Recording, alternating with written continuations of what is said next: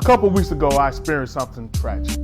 My backyard caught on fire. It was actually something that I kind of deem as my fault. I was getting the grill ready, preparing to grill for my wife and I stepped in the house for just a moment. Didn't really recognize how windy the day was. All of a sudden, I go to the backyard and see my backyard in flames.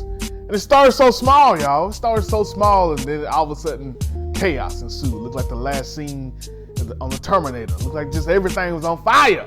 And honestly, the worst part of it wasn't just our yard. It went over to the neighbor's yard. And thankfully, we had just met them a couple days before, but it didn't hurt any less to see the chaos in my yard going over to their yard. And honestly, I was in shock. I was seriously in shock. I didn't know what to do, didn't know what to turn. It was the first time something like this happened to me. I didn't know what to do. As my wife and I sit outside, the firefighters trying to put out the fire. The neighbors are gathering. We have one of the newer homes in the neighborhood. We hadn't gotten a chance to meet everybody, but we met them that day. We are now the most popular people in the neighborhood. Being that it was a couple weeks ago, I can now look back at it and laugh. It was actually very funny. The amount of stories that I received from people telling me that this has happened to them as well has been very reassuring. But when I think back to that moment, the feeling I had was very familiar. That feeling actually reminded me of my divorce. My divorce was partially my fault, but not completely my fault. Yeah, there were some things I did to set it off. However, it got to a point where it was out of my control and was nothing I can do to fix it. It seems like the things that I did to cause it was small, then all of a sudden it kept getting bigger, bigger, even to the point of affecting people that had no involvement in my marriage at all. Just like during the fire, when the neighbors came from their homes to look at what's going on, what's the sirens, what's this emergency that's going on. My divorce affected so many people around me. My loved ones, her loved ones. It was so many people that were affected by the decisions I made, the decisions that she made. This little bit of chaos in my life caused so much disruption and destruction in so many others' lives. The fire was the cause, the divorce was the cause, but the effects of it kept lingering.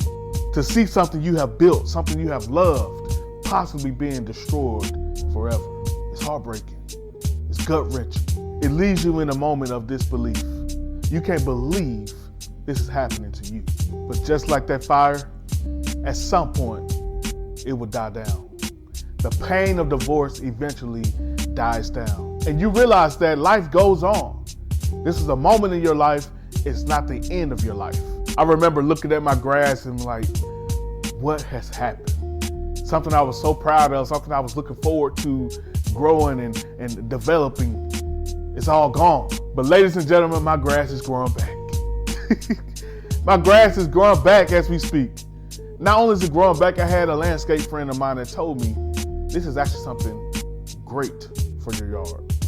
Yes, you did not plan for this to happen, but this is something that can be beneficial for your yard in the long run. So what did I have to do?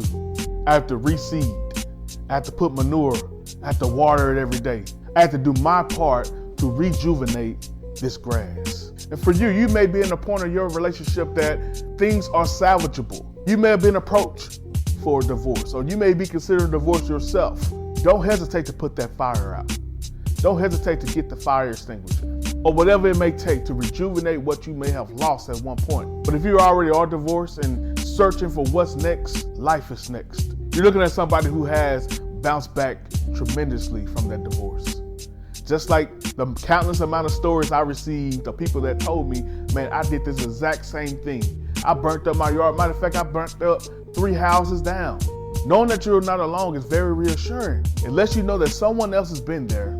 There's also joy on the other side of that pain. You very well may be facing what feels like the worst moment in your life. That moment does not define you.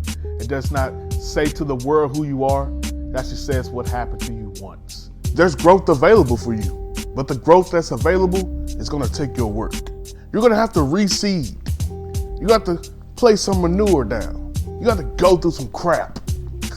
To get to the place that you want to be, you have to put the work in. But the growth is on the other side. New life is on the other side, and it's available for you. If this message resonates with you, if you're ready to see what's on the other side of this fire, what's on the other side of this destruction, I would love to be your coach. My website is lifecoachingbyMel.com. My email is melcoaching@yahoo.com. And any platform you're watching this on, feel free to hit me in the DM. I want to connect with you. Let's grow.